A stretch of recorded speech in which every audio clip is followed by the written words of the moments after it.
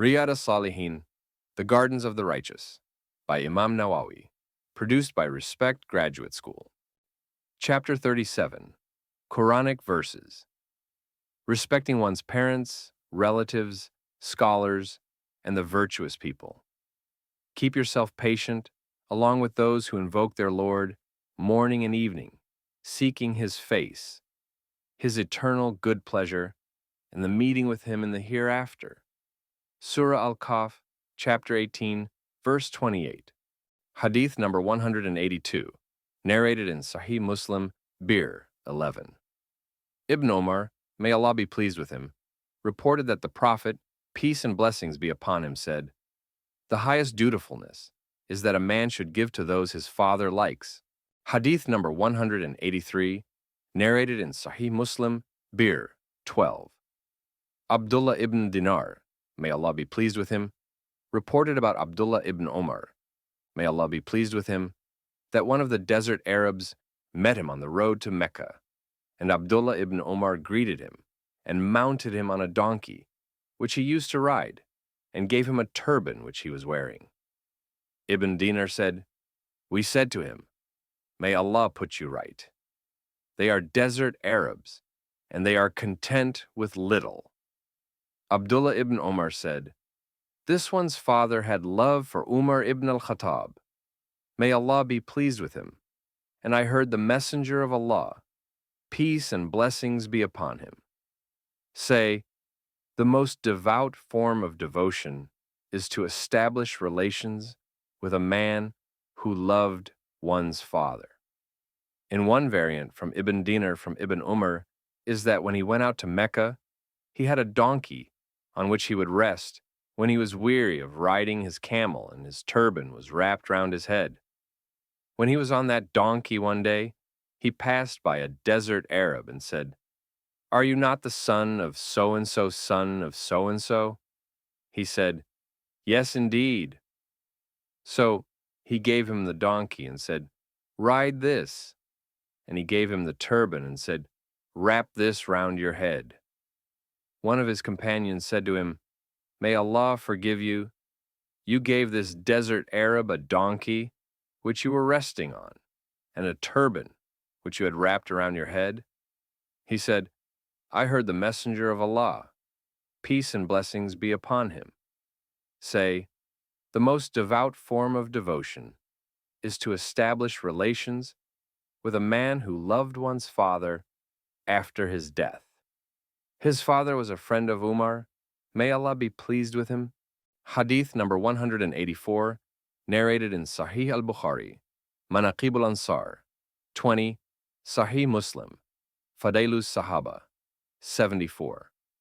Our mother Aisha, may Allah be pleased with her, said, "I was never jealous towards any of the other wives of the Prophet, peace and blessings be upon him, as I was jealous towards Khadijah, even though I never saw her." However, he used to mention her often. Often when he sacrificed a sheep, he would cut it into pieces and send them to Khadijah's friends. I would often say to him, "It is as if there was only Khadijah in the world." He would say, "She was as she was, and I had children from her." In one variant, if he sacrificed a sheep, he would give enough of it to her friends to suffice them. In one variant, when he sacrificed a sheep, he would say, "Send it to the friends of Khadijah." In one variant, she said, Hala bint Khuwaylid, the sister of Khadijah, asked permission to come into the Messenger of Allah, and it reminded him of how Khadijah had used to ask permission, and that made him very happy, so that he said, "O Allah, Hala bint Khuwaylid." Hadith number 185, narrated in Sahih al-Bukhari, Jihad, 71. Sahih Muslim, Fadailus Sahaba, 181. Anas ibn Malik, may Allah be pleased with him, said, "I went out with Jarir ibn Abdullah al-Bajali on a journey, and he tried to serve me, so I said to him, 'Do not do that.' He said, 'I saw the Ansar do something for the Messenger of Allah, and I promised myself that I would not keep the company of any of them without serving him. Hadith number 186, narrated in Sahih Muslim, Masajid 290. Abu Mas'ud, may Allah be pleased with him, said, "The Messenger of Allah, peace and blessings be upon him, said, the people should take as Imam the one among them who knows the most of the Book of Allah. If they are equal in respect of recitation, then the one among them who has the most knowledge of the Sunnah. If they are equal in respect of the Sunnah, the one who made Hijrah earlier. If they are equal in respect of Hijrah, then the oldest of them in respect of age. A man should not lead a man in the prayer in his own house, nor sit in his house in his special place without his permission." In one variant of his, the oldest of them in respect of Islam, instead of age. In one variant, the people should take as Imam the one of them who knows the most of the Book of Allah and the most experienced of them in respect of recitation. If their recitation is the same, then the oldest of them in respect of emigration. If they are equal in respect of emigration, then the oldest in respect of age should lead them in the prayer. Hadith number 187, narrated in Sunan Abu Dawud, Adab 20. Abu Musa, may Allah be pleased with him, said, "The Messenger of Allah, peace and blessings be upon him, said, part of showing respect for the majesty of Allah, the Almighty, is to honor Muslims with white hair and those who know the Quran by heart, without either being excessive in respect of it or abandoning it, and to honor a just sultan." Hadith number 188, narrated in Sunan Abu Dawud, Adab 58, Sunan at-Tirmidhi, 15. Abdullah ibn Amr, may Allah be pleased with him, said, "The Messenger of Allah, peace and blessings be upon him, said, anyone who does not show mercy to our young people, nor honor our old people, is not one of us." In the variant of Abu Dawud, respect the rights of our old. Hadith number 189, narrated in Sahih al-Bukhari, Itisam 2. Ibn Abbas, may Allah be pleased with him, said, Uyayna ibn Hisn came and stayed with Al-Hurr ibn Qais, who was one of the group whom Umar, may Allah be pleased with him, brought near to him. The reciters were the people of the assembly and council of Umar, no matter whether they were mature men or young men. Uyayna said to his nephew, "Nephew, you have access to this Amir, so ask him for permission for me to see him." He asked permission, and Umar gave permission. When he entered, he said, "O Ibn al-Khattab, by Allah, it is that you do not give enough to us, and you do not judge justly between us." Umar was so angry that he wanted to punish him. Al-Hur said to him, "O Amir al-Mu'mineen, the chief of believers, Allah the Almighty said to his prophet, 'Even so, O Messenger, adopt the way of forbearance and tolerance, and enjoin what is good and right, and withdraw from the ignorant ones. Do not care what they say or do.'" Surah Al-A'raf, chapter 7, verse 199. This is one of the ignorant. By Allah, Umar did not do less than that when he recited it. He acted in accordance with the Book of Allah the Almighty. Hadith number 190, narrated in Sahih Muslim, Fadailus Sahaba 103. Anas, may Allah be pleased with him, said, Abu Bakr, may Allah be pleased with him, said to Umar, "May Allah be pleased with him, after the death of the Messenger of Allah, let us go and visit Ayman. May Allah be pleased with her, as the Messenger of Allah, peace and blessings be upon him, used to visit her." When we got to her, she wept, and they asked her, "Why are you weeping? Do you not know that what is with Allah is better for the Messenger of Allah?" She replied, "I am not crying, because I do not know that what is with Allah, the Almighty, is better for the Messenger of Allah. Peace and blessings be upon him." I am crying because the revelation from heaven has stopped." This moved them to weep as well, and they began to weep with her. Hadith number 191, narrated in Sahih Muslim Bir 38. Abu Huraira, may Allah be pleased with him, reported that the Prophet, peace and blessings be upon him, said, "A man visited a brother of his in another town, and Allah appointed an angel to guard him on his way. When he came to him, the angel said, 'Where are you going?' He said, 'I am going to a brother of mine in this town.' He said, 'Do you have some property with him that you want to check on?' He said, 'No. It is only that I love him for the sake of Allah the Almighty.'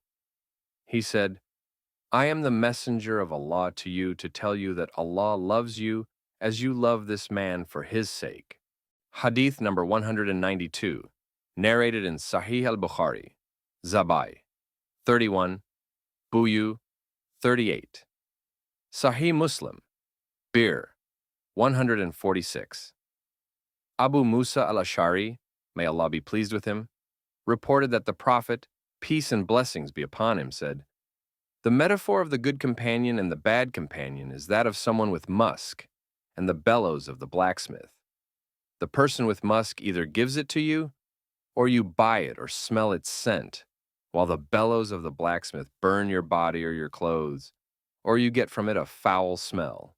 Hadith number 193, narrated in Sahih al-Bukhari, Nikah 15. Sahih Muslim, Rada 53.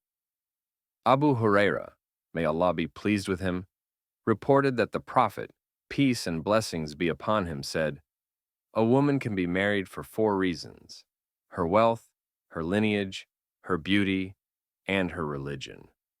Seek the one with religion, or else your hands be in the dust. You will lose." Hadith number 194, narrated in Sunan Abu Dawud, Adab 16. Sunan at-Tirmidhi, Zuhd 56. Abu Sa'id al-Khudri, may Allah be pleased with him, reported that the Prophet, peace and blessings be upon him, said, "Only take a believer as a friend, and only let someone pious eat your food." Hadith number 195, narrated in Sunan Abu Dawud, Adab 16. Sunan at-Tirmidhi, Zuhd 45. Abu Huraira, may Allah be pleased with him, reported that the Prophet, peace and blessings be upon him, said, "A man follows the religion of his close friend, so each of you should be very careful about whom he takes as a close friend." Hadith number 196, narrated in Sahih al-Bukhari, Adab 96.